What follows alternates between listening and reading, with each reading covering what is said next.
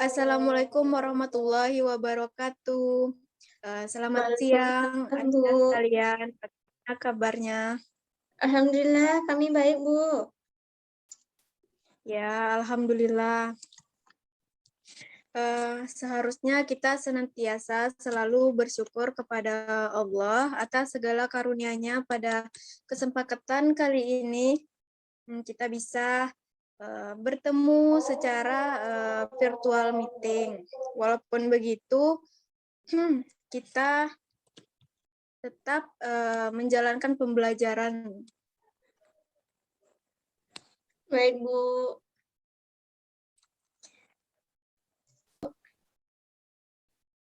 Oke, terima kasih. Sebelumnya, Ibu ingin memperkenalkan diri dulu, karena Ibu adalah guru pengganti dari guru sebelumnya, yaitu Ibu Sonia.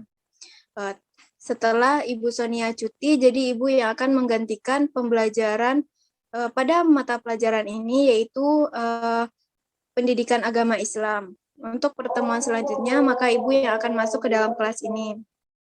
Baik, Bu. Perkenalkan dulu, nama Ibu yaitu Ummul Khair. Ananda bisa memanggil dengan Ibu Ummul atau Umi. Nah, Ibu berasal dari Kabupaten Tanah Datar. Nah, Ibu mau bertanya dulu, apakah sebelumnya ada dari Ananda yang berasal dari kampung Ibu? Nggak ada, Bu. Kami orang luar semua, Bu. Merantau, Bu. Oh, anak rantau ternyata ya. Iya, Bu.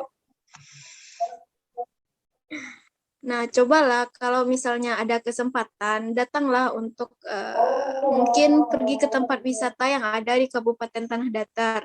Di sana itu lumayan bisa menjadi tempat spot foto. Pada zaman sekarang orang lebih hobi untuk mengumpulkan gaya-gaya foto kan.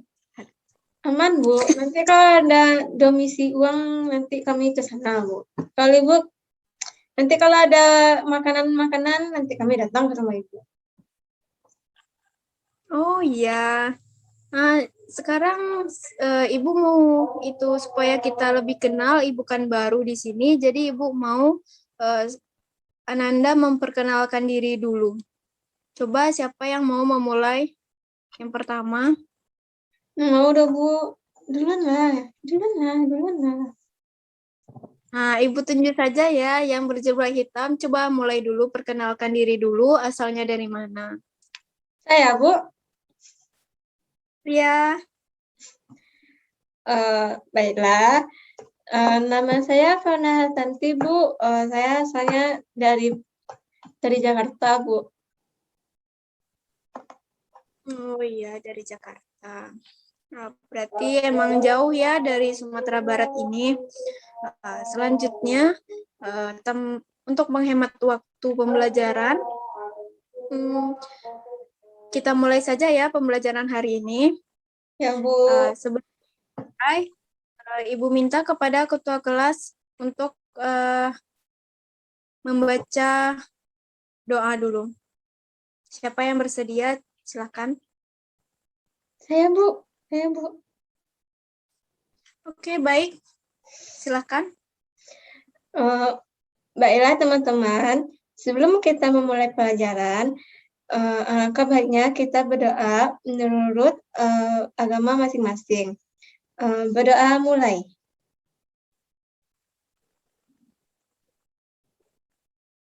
Berdoa selesai. Terima kasih, Ananda. Ya, Bu. Yang pertama, Ibu mau mengambil absen dulu ya. Siapa yang tidak hadir hari ini? Hadir semua, Bu. Bagus ya kelas ini. Oke. Baik, kita mulai pembelajaran hari ini. Bismillahirrahmanirrahim, yaitu tentang beriman kepada hari akhir. Sebelum Ibu masuk, Ibu mau bertanya dulu. Pada pertemuan sebelumnya dengan Ibu Sonia, sudah sampai di mana pembelajarannya? Akhlak tercela dan akhlak terpuji, Bu.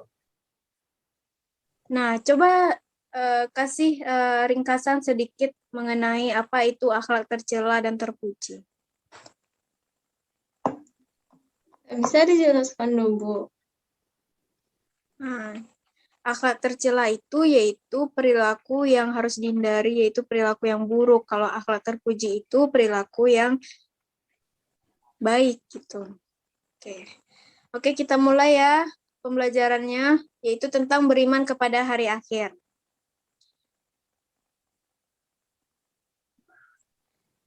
Nah, Ibu jelaskan dulu. Dulu. Ibu jelaskan dulu yaitu standar kompetensinya, yaitu beriman kepada hari akhir. Kompetisi dasarnya memahami pengertian beriman kepada hari akhir, mengamalkan beriman kepada hari akhir. Nah, tujuan pembelajarannya yang pertama mengetahui pengertian beriman kepada hari akhir, mengetahui tanda-tanda hari akhir, mengetahui gambaran hari akhir menurut Al-Quran, mengetahui peristiwa yang berhubungan dengan hari akhir, mengetahui gambaran hari kiamat, dan mengetahui sikap beriman kepada hari akhir. Lanjut. Nah, Ibu mau bertanya dulu kepada Ananda, apakah ada yang pernah mendengar apa itu arti iman kepada hari akhir? Pernah, Bu. Nah, coba jelaskan. Iman kepada hari akhir itu, Bu, kita tuh yakin bahwa seluruh alam semestanya ini akan hancur, Bu, suatu saat, Bu. Nah, betul, bagus sekali jawabannya. Jadi, iman kepada hari akhir itu yaitu percaya dan yakin bahwa seluruh alam semesta dan isinya akan hancur suatu saat nanti. Dan setelah itu akan ada kehidupan yang kekal di akhirat. Para ulama membagi kiamat menjadi dua macam, yaitu kiamat sugro dan kiamat kubro. Kiamat sugro yaitu kiamat kecil, yaitu rusaknya sebagian makhluk, misalnya kematian, dan terjadinya bencana alam seperti gempa bumi, gunung meletus, banjir, dan sebagainya. Yang kedua yaitu kiamat kubro. Kiamat kubro itu adalah hancurnya alam semesta dengan segala isinya secara bersamaan atau berakhirnya seluruh kehidupan makhluk yang ada di muka bumi ini. Menurut surat At-Thaha ayat 15 yang artinya yaitu kapan terjadinya hari kiamat hanya Allah yang tahu. Tidak ada satu makhluk pun yang dapat mengetahui secara pasti kapan kiamat terjadi. Oke, lanjut.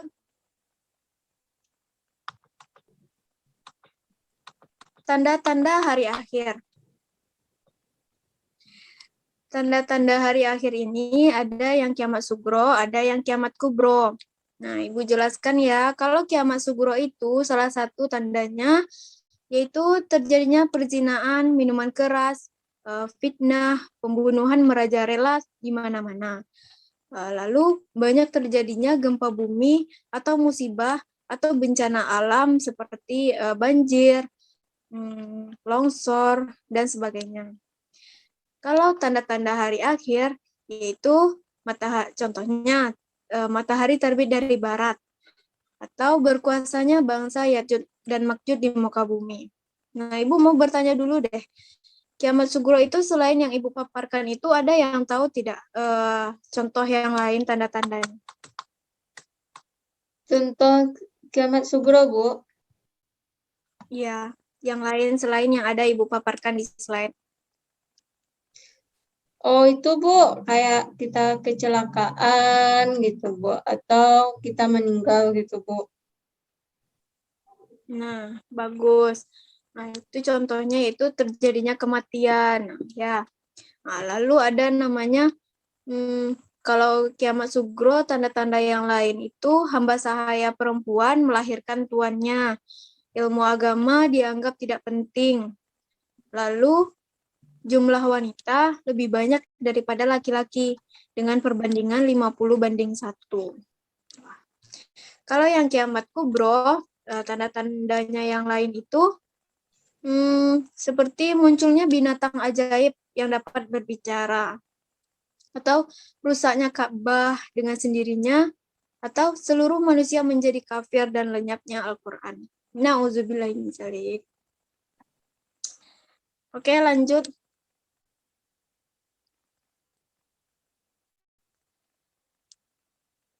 Sebelum Ibu masuk ke materi yang selanjutnya, Ibu mohon kepada Fiona Ya, Bu. untuk fokus karena Ibu lihat dia tadi main HP.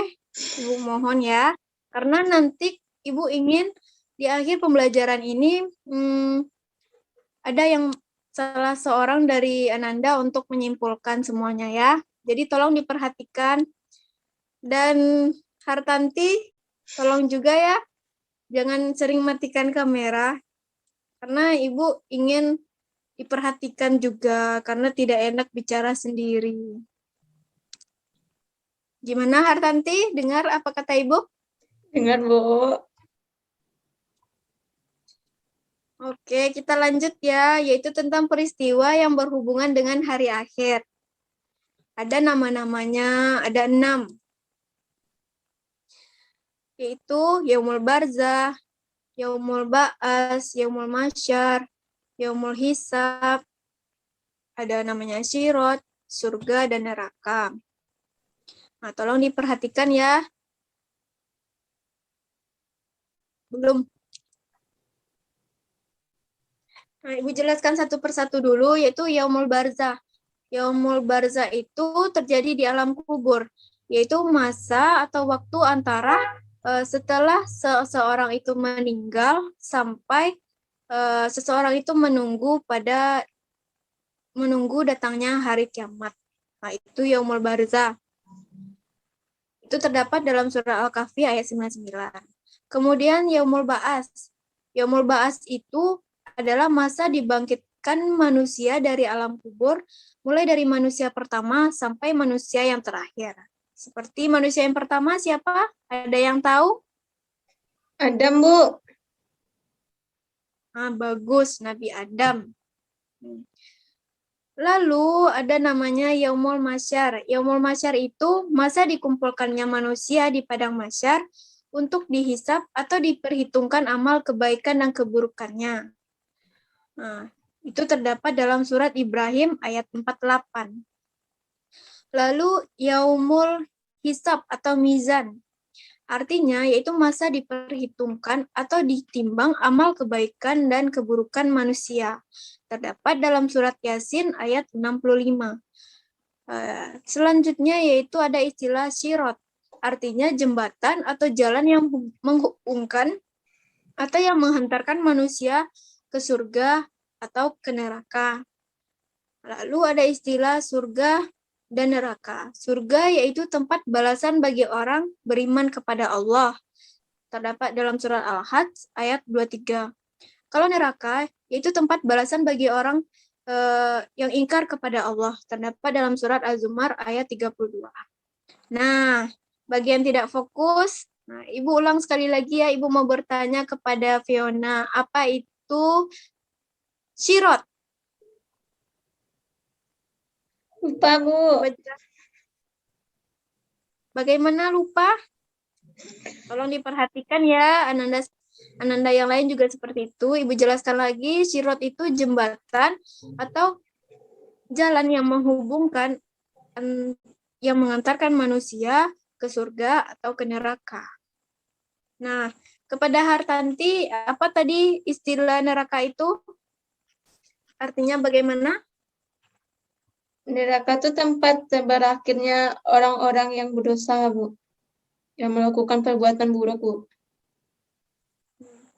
Ya, betul. Yaitu neraka itu tempat balasan bagi orang-orang yang ingkar, yang tidak patuh kepada perintah Allah.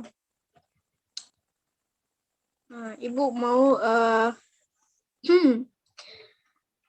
selanjutnya yaitu sikap beriman kepada hari akhir.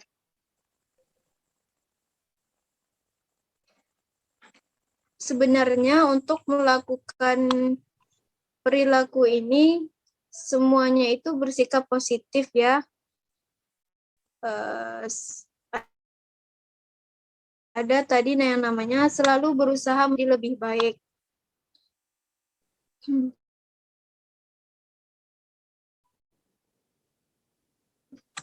Seseorang yang beriman lebih baik dari hari-hari yang telah terlewati. Jika kemarin ia melaksanakan suatu kebaikan, hari ini akan berusaha untuk melakukan 2 atau lebih kebaikan. Seseorang yang beriman kepada hari akhir, seseorang yang beriman kepada hari akhir menginginkan hari ini lebih baik dari hari kemarin dan hari esok lebih baik dari hari ini. Jika hari kemarin lebih baik dari hari ini, berarti seseorang termasuk golongan orang yang merugi. Kemudian kita harus bersikap tidak silau pada gemerlap dunia. Maksudnya itu dunia dan seluruh isinya menawarkan kenikmatan sesaat. Orang-orang yang tidak menyadari akan tertipu oleh gemerlap dunia, mereka akan tersesat dan terseret tenggelam dalam kemegahan sesaat. Mereka lupa bahwa dunia hanya sementara. Sementara yang kaya bisa silau dengan kekayaan yang dititipkan kepadanya. Mereka yang miskin dapat melupakan tujuan penciptaannya karena kemiskinannya. Lalu hanya orang-orang yang beriman dan menyadari dunia ini hanya sementara yang tidak tertipu oleh gemerlapnya dunia. Kekayaan merupakan suatu hal yang patut disyukuri. Kemiskinan yang datang tentunya tidak diharapkan. Kaya atau miskin seseorang itu merupakan cobaan dari Allah Subhanahu wa taala.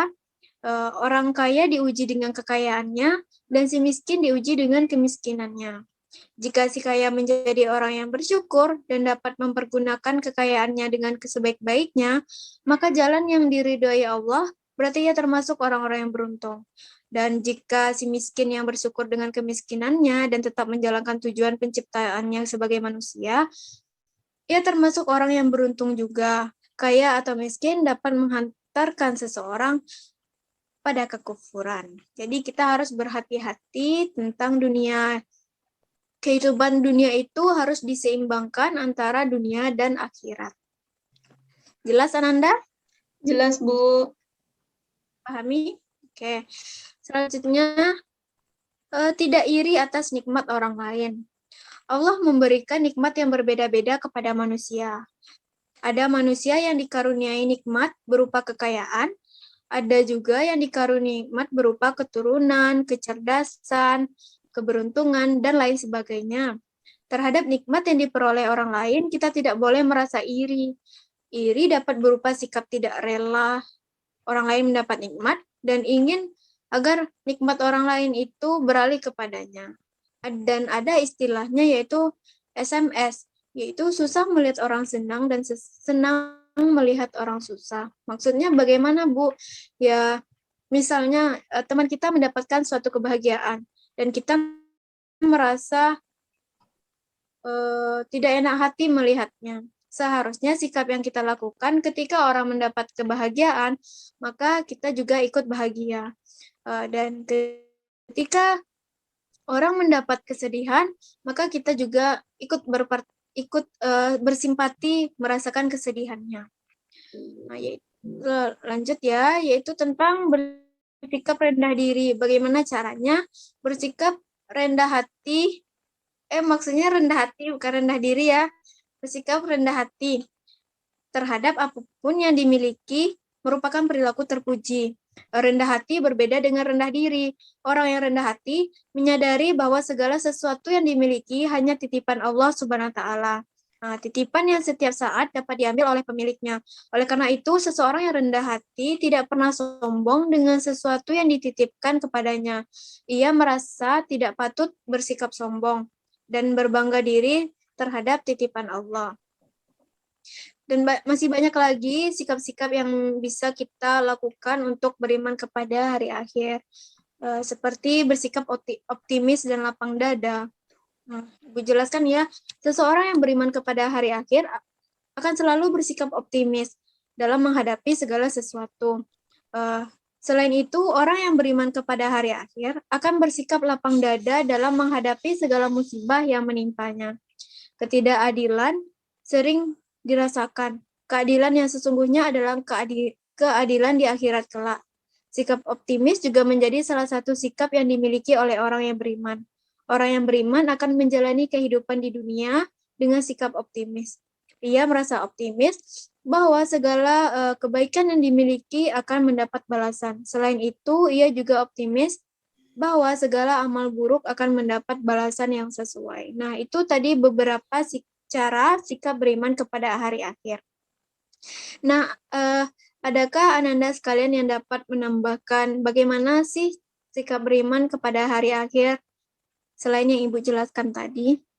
Coba kepada Fiona mungkin ada tambahan. Nggak ada, Bu. Nah, kalau tidak ada, nah itulah pembelajaran kita hari ini ya anak-anak. Ya, Bu. Dirancang dong mulai. Tadi cara menutupnya. Udah itulah materi kita hari ini gitu. Terus pandai-pandai ya, Bu. Nah, itulah materi kita hari ini, yaitu tentang beriman kepada hari akhir.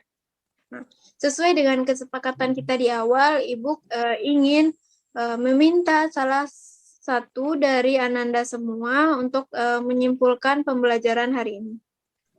Baik, siapa yang mau bersedia?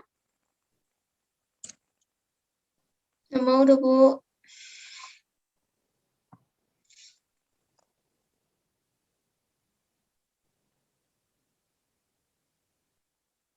Kepada Hartanti, coba. Baik, Bu, saya akan menyimpulkan tentang pelajaran hari ini. Yang pertama, kehidupan di dunia ini hanya bersifat sementara, Bu. Terus, kehidupan yang kekal itu adanya di kehidupan di akhirat kelak. Terus, kiamat tidak akan datang selama masih ada orang muslim dan orang yang berbuat baik. Terus, bencana kiamat hanya diperuntukkan bagi orang-orang kafir. Dan yang terakhir, Bu, orang yang beriman dan yang beramal soleh akan hidup selamanya di surga. Sebaliknya, orang-orang kafir dan orang yang beramal buruk akan hidup di neraka untuk selamanya. Gitu, Bu.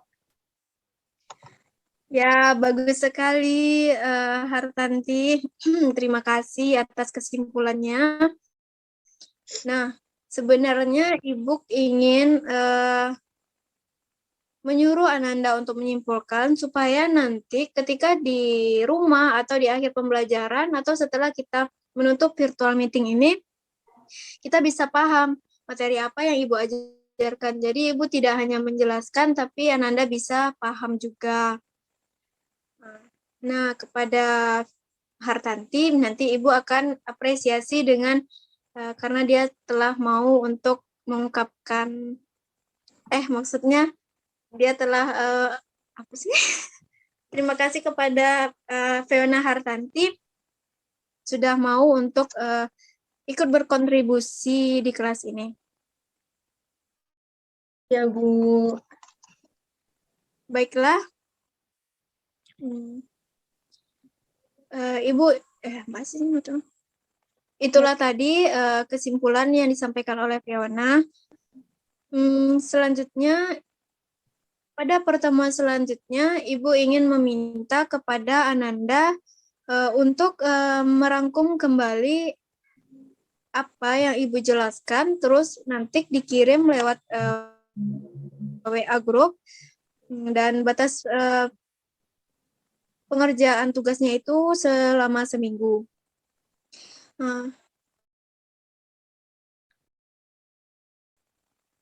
Nanti tugasnya itu ditulis tangan, lalu difoto,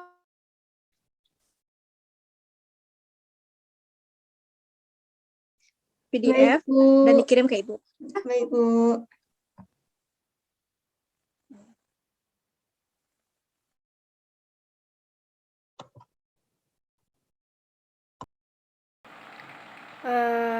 Baiklah, Ibu tutup pembelajaran hari ini. dengan mengucapkan alhamdulillahirobbilalamin. Ibu sudahi dengan assalamualaikum warahmatullahi wabarakatuh.